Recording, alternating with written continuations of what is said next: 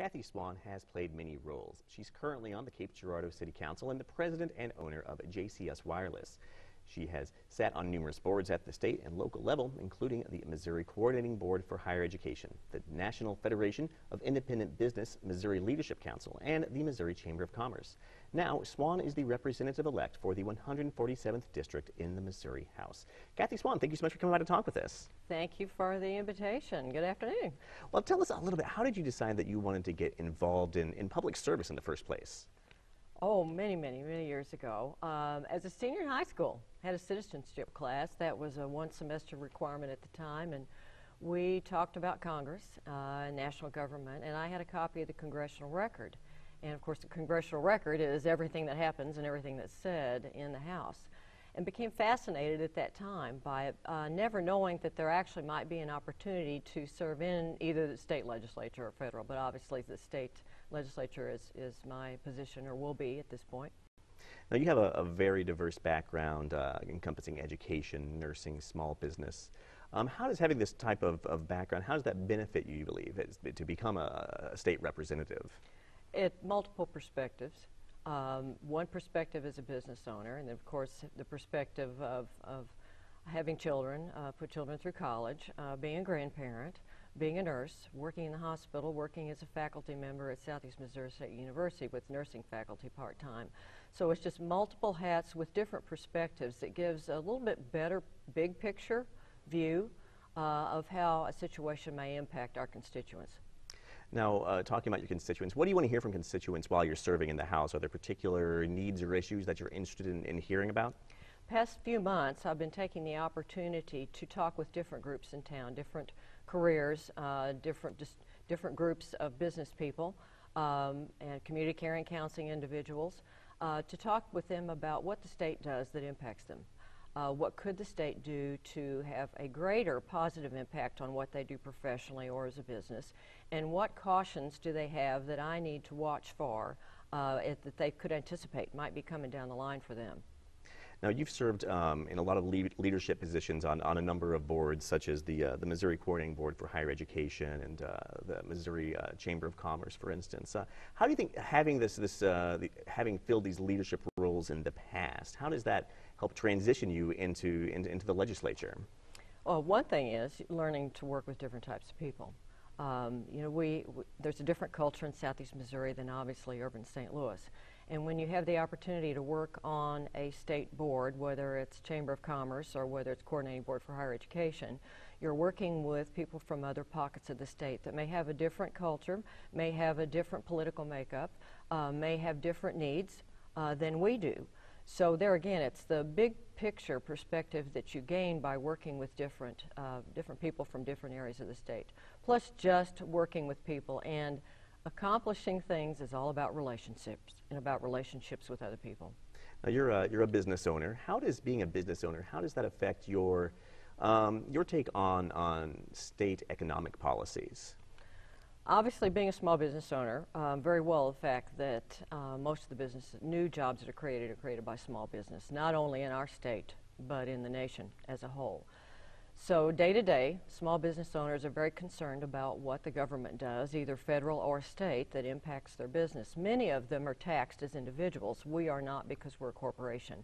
But most businesses, or small ones, are taxed at the individual rates, which is a very high tax rate. So they're always concerned about their bottom line.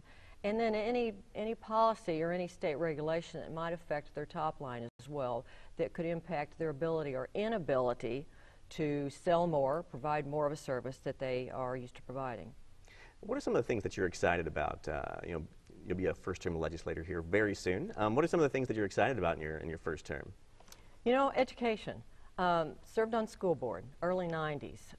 Was bitten by the education bug, and what a significant impact that has on our lives. First of all, children have to be healthy to go to school to learn.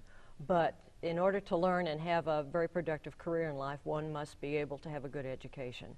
And I'm interested in K-12 education as well as higher education. And it's an exciting time right now because we are looking in higher ed at performance measures for higher ed. And also DESE is looking at being in one of the top schools by 2020. So they're looking at teacher preparation, efforts. They're looking at performance measures in K-12 as well. So it's a very interesting, exciting time to be involved in that.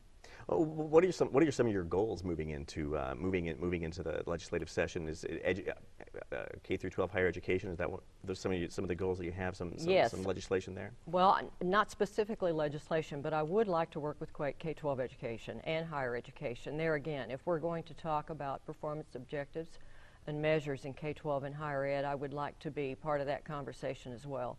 I'm also very interested in healthcare policy, primarily due to healthcare background. I'm also a breast cancer survivor, so I'm very concerned about the ability of women to have mammograms and then for their treatment after the mammogram if something is found for them.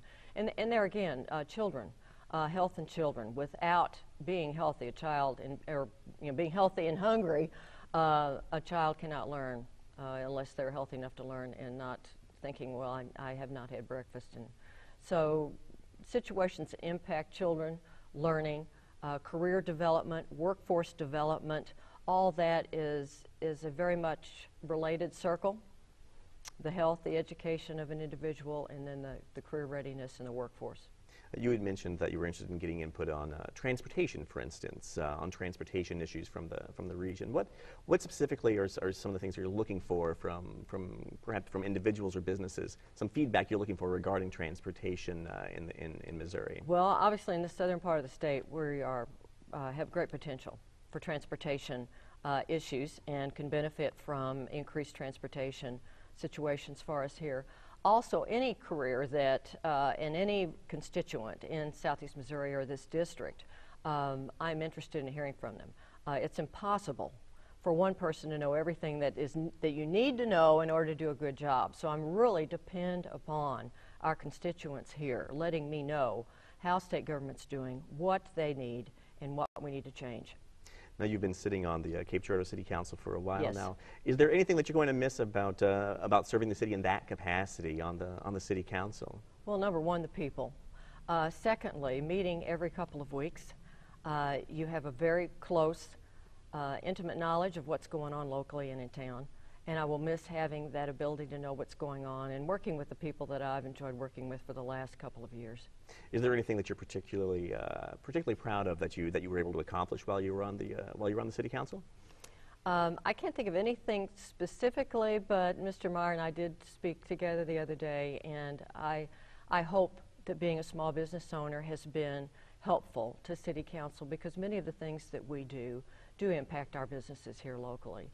So I hope that has been an asset that I've brought forth. We've been talking today with Kathy Swan. She will serve the 147th District in the Missouri House of Representatives. Kathy Swan, thank you so much for coming by. It's been a pleasure talking with you. It's been a pleasure being here. Thank you for the invitation and the honor. Coming up, we'll talk with Southeast Missouri State University Athletic Director Mark Allnut. That's just ahead on Cape Chronicle.